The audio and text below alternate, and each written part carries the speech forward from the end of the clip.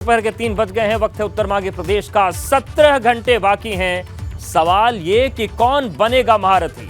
जीत के अपने अपने दावे हैं, लेकिन किसको हार का डर सता रहा है, ये भी सवाल है। आज का ये बड़ा सवाल है, क्योंकि कल परिणाम आएगा और उससे पहले आज की रात बहुत भारी होने वाली है। सपा जागते हुए जीत का सपना देख रही है, तो भाजपा को जनता पर भरोसा है, लेकिन जब तक परिणाम नहीं आ जाते तब तक टेंशन है।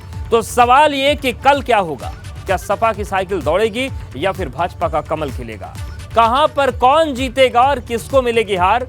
परिणाम आने से पहले सबके दावों को आज समझेंगे और दलों के प्रवक्ताओं से पूछेंगे कि जीत के दावों के पीछे आधार क्या है। साथ ही सपा के आरोपों पर भी चर्चा करेंगे। शुरू करते हैं उत्तर मांगे प्रदेश।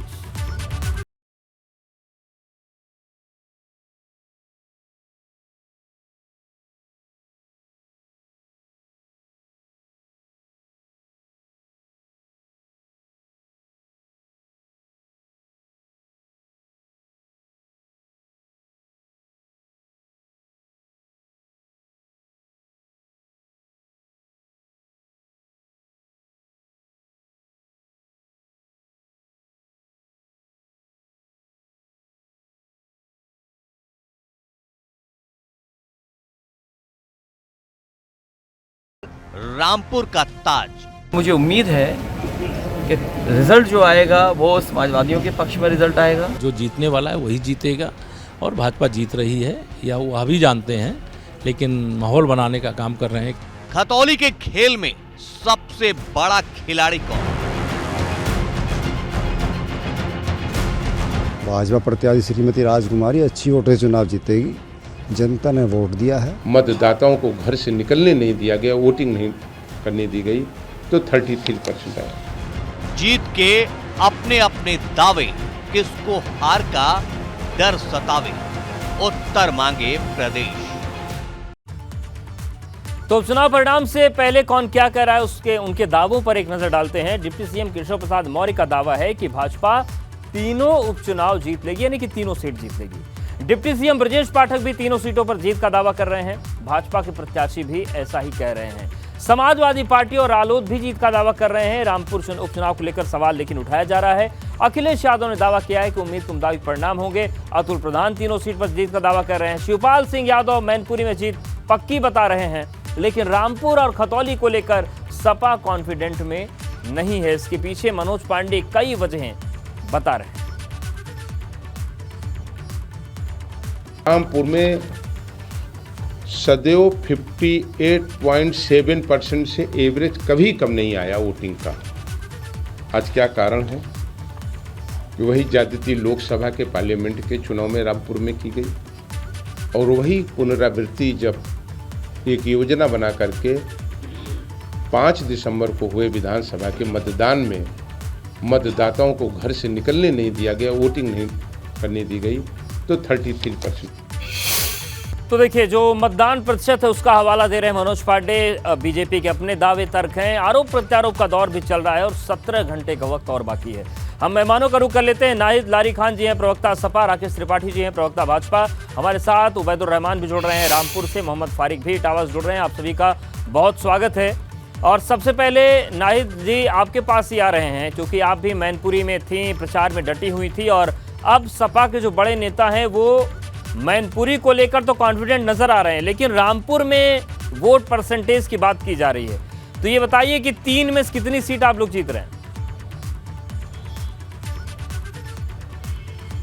अवधेश जी, ये तय है कि 3 में से तीनों सीटें समाजवादी पार्टी जीतेगी। मैनपुरी में ऐतिहासिक वोट प्राप्त होंगे। जो ये कहने में मुझे बिल्कुल भी हिचक नहीं, चूंकि मैं ग्राउंड जीरो पे थी और मैं लगभग 20 दिनों से वहां पे थी, तो मैं आपको बता सकती हूँ मैनपुरी का जो 90% वोट जो है माननीय डिंपल यादव जी को आएगा और 10% वोट जो बीजेपी के प्रत्याशी को जाएगा। और अगर आप रामपुर की बात करें तो रामपुर में ये जरूर है कि कम प्रतिशत वोट पड़े हैं, लेकिन उन कम प्रतिशत वोटों में भी आप समझेगा कि 70% वोट सपा को जाएगा और 30% वोट बीजेपी को, और लगभग ऐसी स्थिति खतौली में भी है। तो तीनों सीटों पर समाजवादी पार्टी की ऐतिहासिक जीत होगी।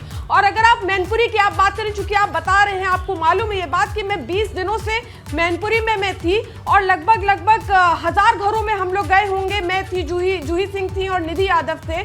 हम नुक्कड़ सभाएं, चौपालों, छोटी सभाओं और बड़ी सभाओं के माध्यम से कल लगभग 1000 घरों के ऊपर घरों में गए। हमने जनसंपर्क किया और हमने देखा जबरदस्त उत्साह था। ठीक है, आप कह रही हैं बातचीत को आगे बढ़ाएंगे नाहिद जी, आप कह रही हैं आप तीनों सीट जीतेंगे, बिल्कुल विस्तार से बात करेंगे। एक सेकंड अवधेश जी, ठीक है, बात पूरी कर लीजिए। एक सेकंड और दीजिए ना, एक सेकंड और दीजिए, केवल एक सेकंड।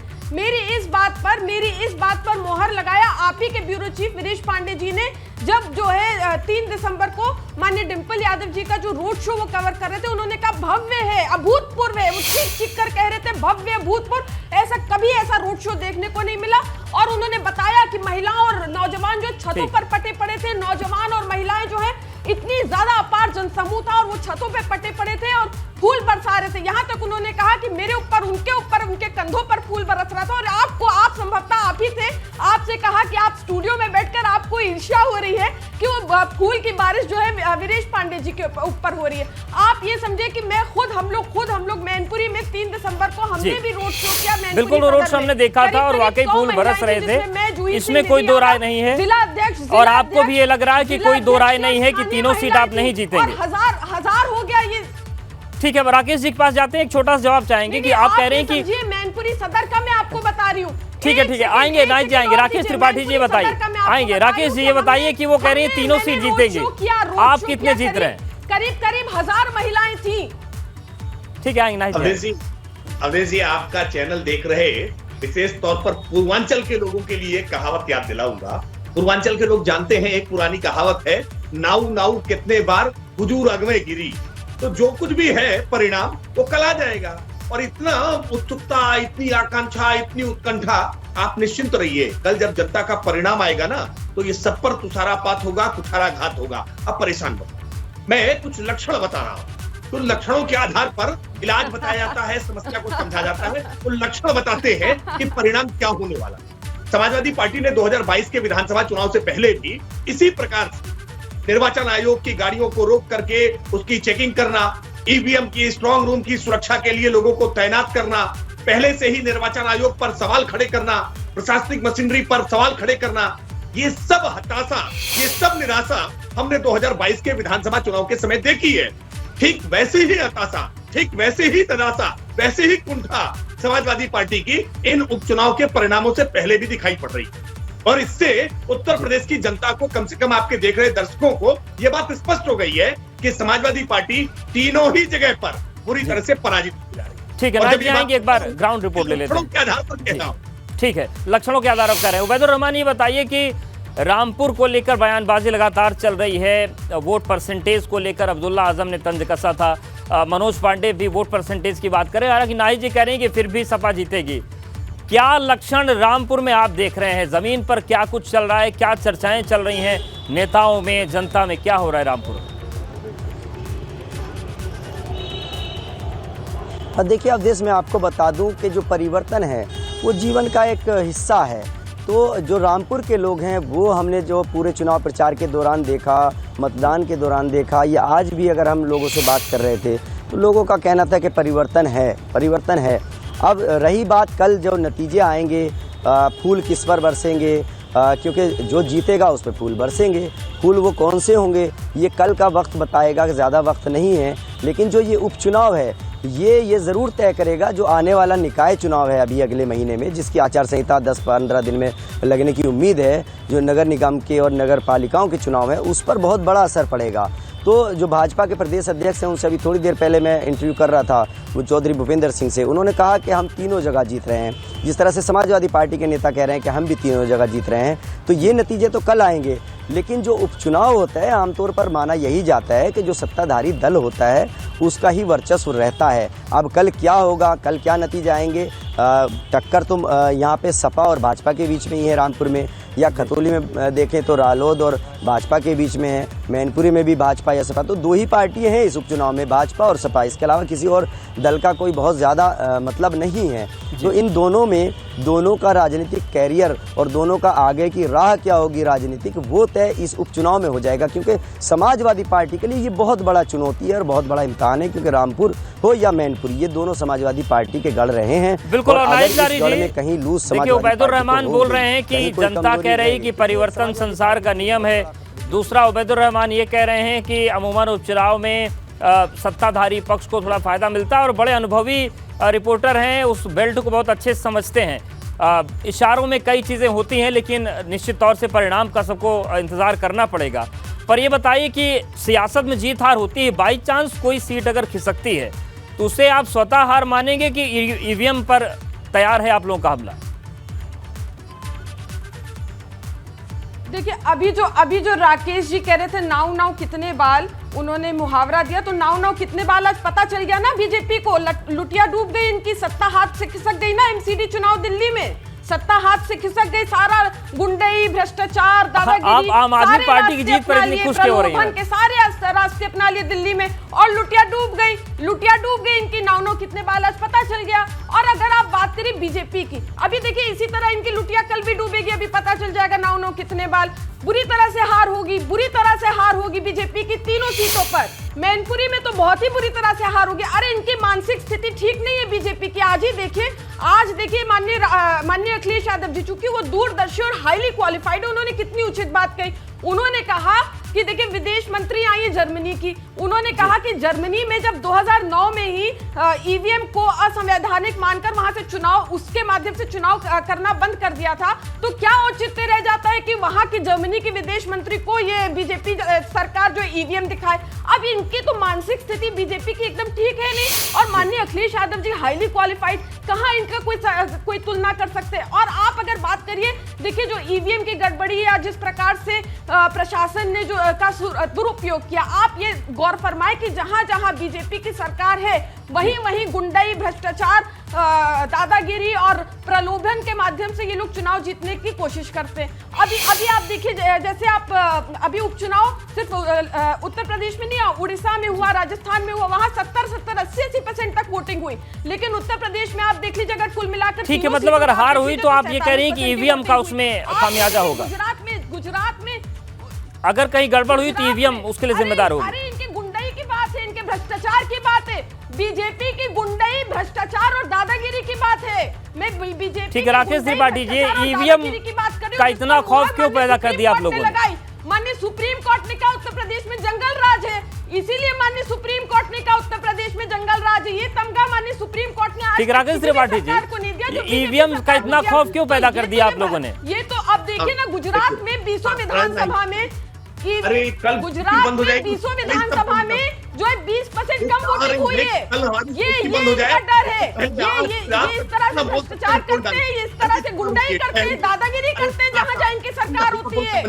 ये गुंडा की पार्टी है, दादागिरी करने वाले। ठीक राकेश त्रिपाठी जी, नाहिद जी, आपने तमाम उदाहरण दिए, हालांकि ईवीएम कैसी है वो चुनाव आयोग ने चैलेंज दिया था। एक उदाहरण मैं बता दूं, जब चुनाव हुए थे छत्तीसगढ़ में, सत्ताधारी दल बीजेपी थी, 90 सीटें, वहां पर 68 सीटें कांग्रेस ने जीती थी, क्लीन स्वीप कर दिया था। आप अंदाजा लगाइए कि सत्ताधारी दल को 90 में से 12 सीट मिली थी और इसी ईवीएम से चुनाव हुआ था।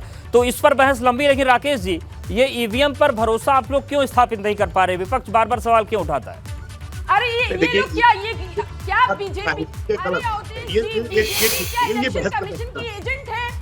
बहस का तरीका ठीक है, नाई जी सुन लेते हैं, राकेश जी को सुन लेते हैं। सवाल जो इलेक्शन कमीशन से करते ठीक है, जवाब ले लेते हैं नाई जी। शिकायत इलेक्शन कमीशन के पास ले जाते हैं, जवाब जो है बीजेपी देने लग जाती है। क्या बीजेपी इलेक्शन कमीशन की एजेंट है कि ठीक है, अभी तो बीजेपी से जवाब लेना होगा ना नाई जी, यहाँ इलेक्शन कमीशन तो नहीं है।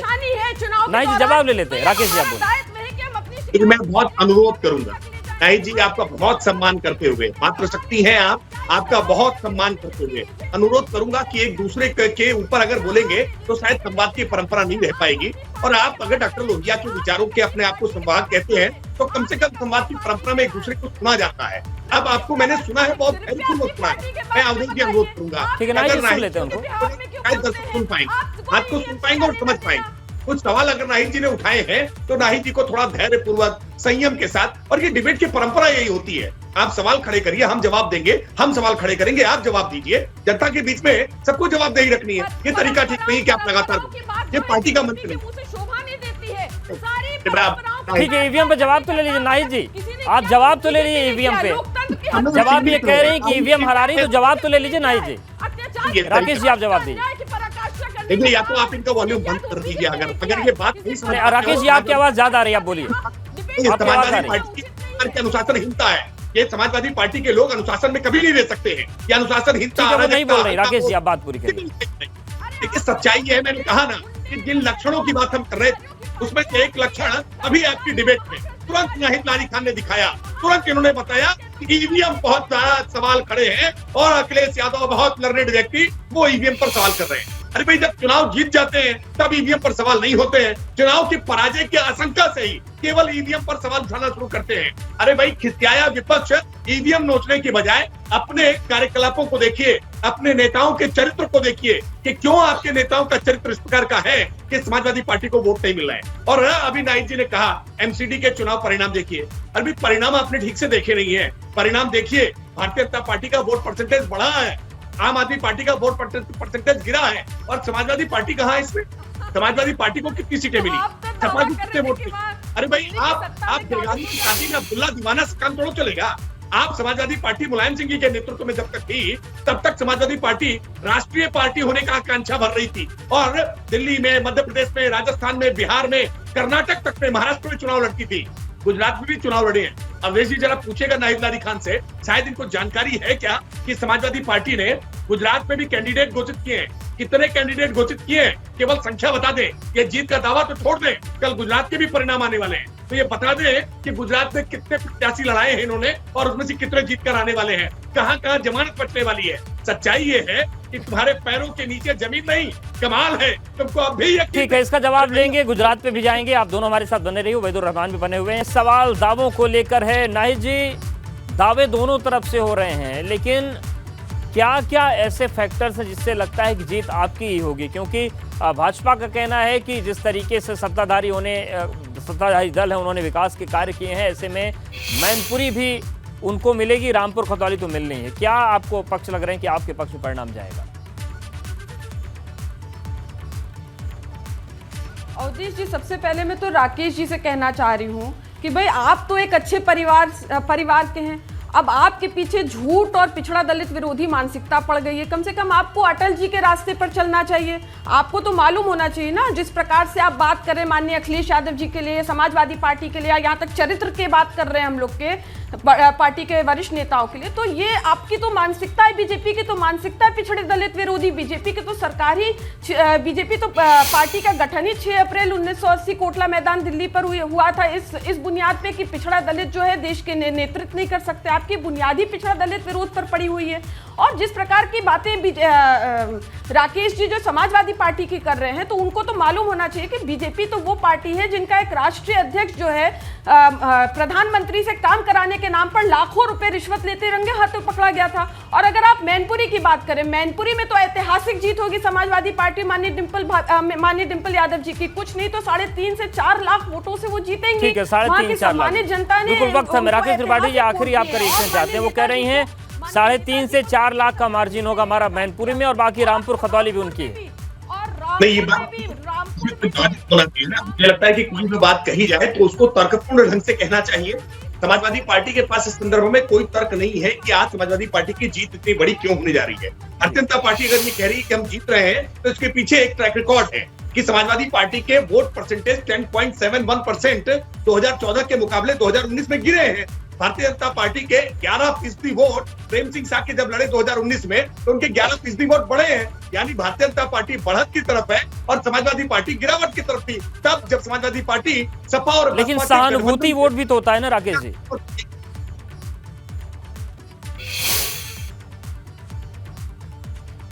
तो बिल्कुल देखने वाली बात हो क्या क्या फैक्टर्स काम करते हैं और किस तरीके से चीजें आगे बढ़ते हैं। काउंटडाउन शुरू हो चुका है और लगभग 16 घंटे, लगभग 16.5 घंटे का वक्त और बाकी है। तस्वीर साफ होगी।